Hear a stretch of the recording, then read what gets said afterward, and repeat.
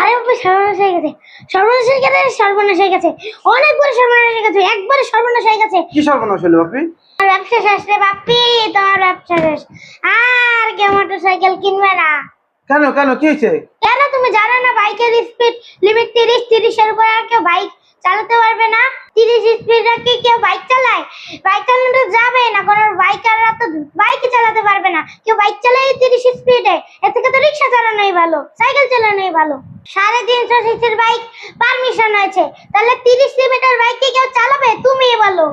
না সেটা তো চালাবে না। এর থেকে তো ভালো তুমি সব বাইক বিক্রি করে বাইসাইকেল এর ব্যবসা করো, এটাই তো আরো ভালো হয়। চলো তো চলো, আমরা বাইসাইকেল ইম্পোর্ট করব, বাইক আর ইম্পোর্ট করব না। এই 30 স্পিডে কেউ বাইক চালাবেই না। চলো চলো ভাই, সাইকেল